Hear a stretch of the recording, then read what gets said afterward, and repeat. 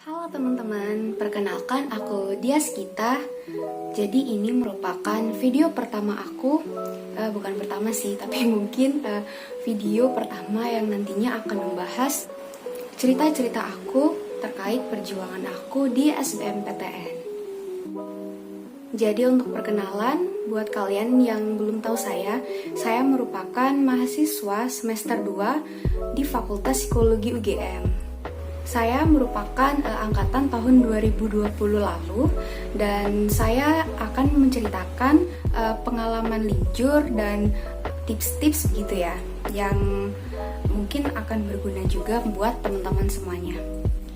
Jadi 2 tahun yang lalu di tahun 2020 saya pernah berada di posisi teman-teman nih yang mungkin sekarang ada di jurusan IPA dan ingin linjur ke jurusan IPS. Pasti teman-teman sekarang juga diliputi rasa keraguan begitu ya. Apakah kita sebagai IPA sangat bisa untuk linjur ke IPS dan diterima di jurusan yang kita inginkan seperti itu? Nah, jawabannya bisa banget teman-teman. Malah teman aku sekarang yang ada di sefakultas begitu ya, banyak juga yang dari jurusan IPA ternyata. Nah, gimana sih ceritaku? Simak baik-baik ya. Jadi memang dulu persiapan aku lumayan terbilang lama begitu ya.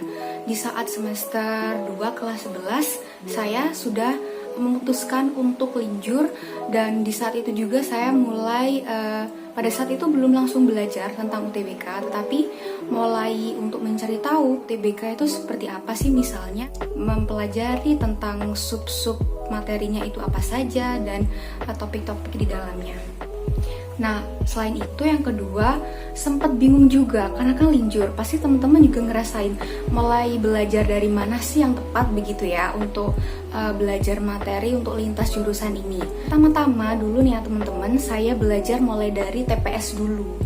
Karena waktu tahun 2020 kemarin kan belum jelas ya apakah TKA diikutkan juga untuk UTBK. Jadi saya untuk belajar TPS dulu. Nah, mungkin nih teman-teman semuanya juga bisa untuk memulai dari yang TPS dulu karena TKA juga materinya lebih kompleks dan lebih banyak. Di awal-awal persiapan begitu saya mulai mencari media pembelajaran yang tepat untuk saya. Nah, karena saya 3 tahun belajar IPA dan belum menyentuh sama sekali IPS, maka saya berpikir, Mungkin dengan saya membaca saja itu kurang cukup. pada saat itu kalau saya ikut bimbingan belajar di daerah saya begitu ya, dengan bimbingan belajar yang lumayan famous, itu harganya sangat mahal dan gak murah. Jadi waktu itu cukup untuk berpikir keras gitu. Ya, bagaimana caranya nih saya 1 tahun maksimal untuk belajar linjur dengan biaya yang seminimal mungkin seperti itu. Oh, okay. Pada akhirnya saya memutuskan untuk belajar lewat bimbingan online begitu ya. Tidak akan saya sebutkan karena banyak sekali dan itu memang kelebihannya kalau pembelajaran online kita bisa belajar di rumah dan biayanya bisa lebih murah ya begitu dari bimbingan belajar offline. Nah, itu konteksnya di daerah saya teman-teman karena kan bisa berbeda-beda. Tapi apapun media pembelajaran teman-teman yang akan nanti gunakan, menurut saya semuanya worth it ya, dan itu tergantung dengan kita sendiri niatnya bagaimana dalam belajar. Untuk strategi belajar nih, setelah memutuskan belajar dari mana, kan pada saat itu TPS dulu, lalu saya memutuskan untuk bimbingan belajar online. Nah, sekitar 5 bulan saya memutuskan untuk mulai belajar nih, bahkan pada waktu itu saya seperti begadang begitu atau belajar malam hari begitu ya untuk kejar tayang nih. Nah, pada saat itu awal-awal saya ambis banget. Selanjutnya nih teman-teman, sekitar 5 bulanan begitu ya belajar TPS, ada pengumuman kan, mungkin sekitar bulan Oktober November 2020 saat itu, bahwa TKA ini juga dimasukkan dalam pengujian SBMPTN. Nah, kan saya selama 5 bulan ini belajarnya TPS terus ya, belum menyentuh TKA. Jadi waktu itu sempet kayak bingung juga nih bagaimana mengatur strategi belajar yang baru. Di bulan September Oktober itu ya teman-teman, saya sempet kayak merasakan kebingungan gitu, sempet kayak bener-bener pause belajar dan pause tryout. Dan di bulan Novembernya saya mulai kayak oke, aku harus mulai belajar TKA. Dan pada saat itu saya belajar TKA itu 1 bulan 1 mapel. Pada saat itu saya juga melihat strategi dari orang-orang yang linjur juga. Jadi dia kebanyakan belajar 1 bulan 1 mapel, jadi saya juga mengikutinya.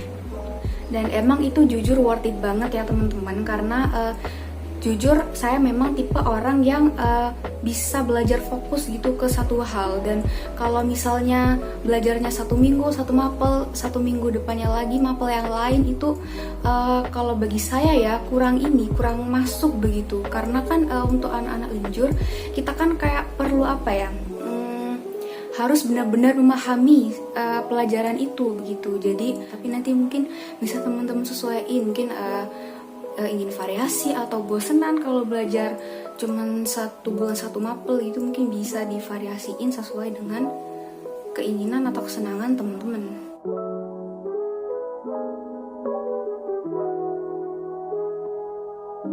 Biasanya nih ya teman-teman, ada kesalahan fatal bagi kita para kaum pelinjur nih. Apa tuh? Nah, kesalahannya yaitu yang paling umum, terlalu terburu-buru untuk ikutan tryout, padahal untuk pembekalan UTBK kita sangat kurang. Biasanya kalau kita ambis di awal gitu ya, kita akan terlalu terburu-buru gitu buat tryout. Apalagi di Instagram banyak kan nanti teman-teman kita mungkin yang ikutan tryout, kita jadi ikut-ikutan. Nah, itu kalau menurut saya ditekan dulu ya, atau ditahan dulu ya teman-teman. Kalau saran saya, persiapkan dulu materi kalian belajar itu apakah sudah maksimal, apakah sudah komprehensif begitu. Mungkin kalau kalian sudah belajar 70-80%, kalian tidak apa-apa begitu ikut tryout. Tapi kalau mungkin bekal kalian dalam belajar itu masih 30-40%, tahan dulu untuk ikutan tryout. Jadi memang persiapkan dulu nih bekal atau materinya, baru siap ikutan tryout. Saya juga mengikuti tryout di salah satu platform, dimana pada saat saya pertama-tama ambis, saya mengikuti tryout tuh. Di situ nilai saya jelek banget karena memang belum belajar TKA. Nah, sudah dapat beberapa bulan begitu ya, saya tryout lagi dengan bekal saya sudah mempelajari TKA begitu. Saya bandingkan, ternyata hasilnya sangat berubah secara signifikan.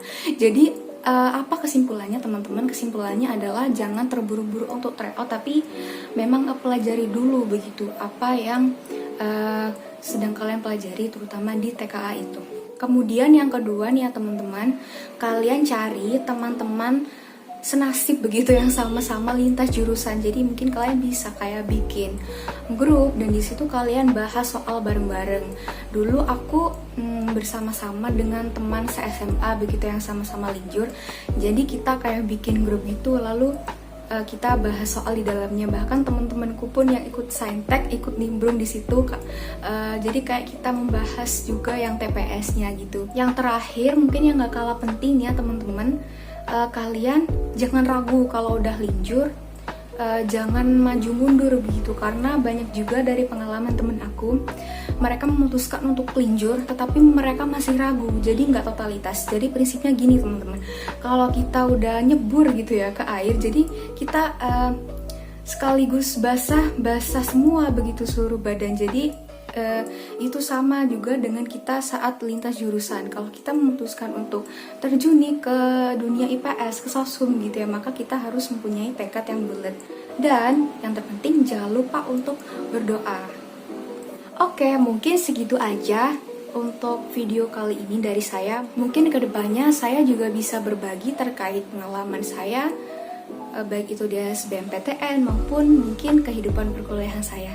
Nah, buat teman-teman yang ingin begitu saya mengulas apa terkait tentang perkuliahan dan juga SBMPTN, boleh banget untuk tulis di kolom komentar nih apa yang harus saya buat di video selanjutnya. Dan jangan lupa untuk subscribe ya teman-teman, karena ini video perdana.